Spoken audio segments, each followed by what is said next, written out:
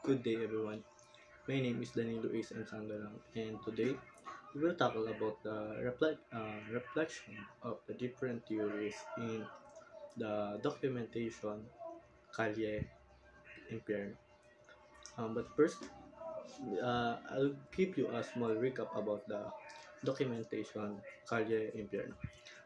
Calle Impierno is a street that located in the Caloocan, and the Calle Impierno, once called Everlasting Street. Mm, the called Calle Impierno was came from um to, was given by people there for just a fun. But the so-called Calle Impierno suddenly suddenly been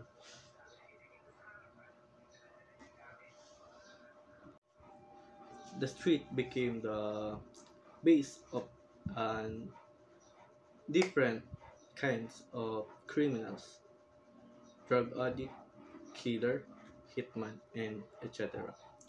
And now we will, I will, I will give you the reflection of the different theories in that documentation. First is psychosexual theory. Renato embodies the psychosexual concept of the ego and superego in his action during the interview process. As the id, Renato willingly participate in the interview and share details and stories about the place without hesitation. In his role as the ego, he carefully balanced the information he provided, using the fair and accurate representation of the situation.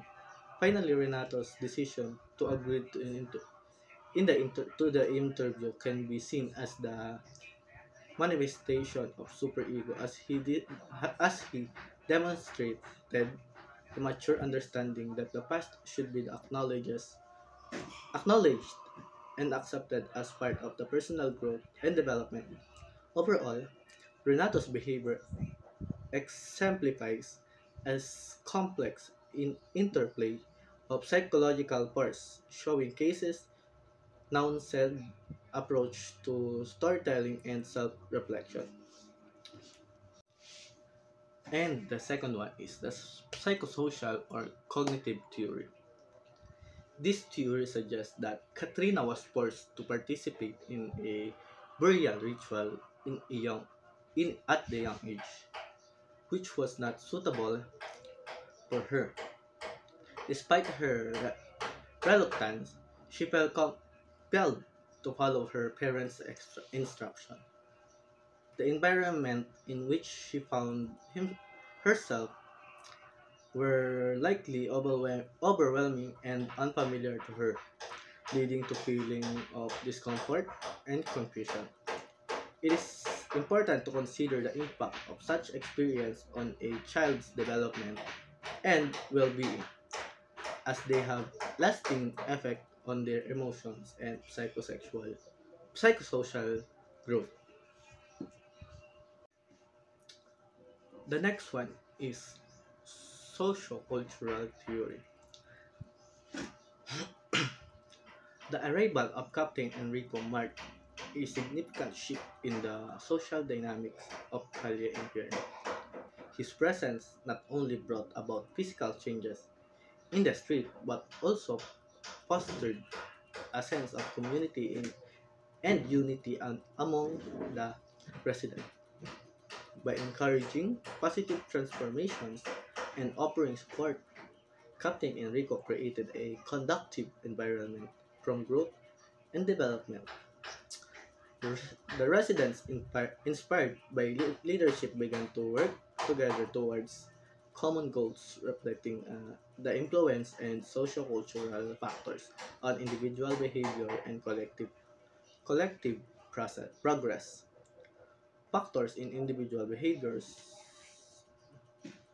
Sorry, Captain Enrico impact on the streets exemplifies the power of social interactions and shared experiences in shaping community dynamics and fostering positive changes. Ecological systems theory. The story of the Kali Empire reflects the influence of multiple ecological systems on individuals and community development, from the flower-named lanes representing the microsystem to the arrival of Abu group as part of the exosystem. External factors played a significant role in shaping the street environment. The mesosystem interactions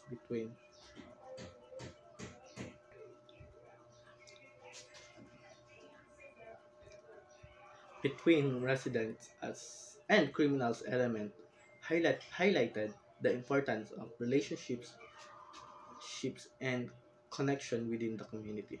Furthermore, the macro level impact of the Captain Enrico's intervention demonstrated how broader social structures can affect the local neighborhood. By considering the connectedness of this system, we can understand the complexities of human behavior and social changes within the specific context. And that's all. Thank you.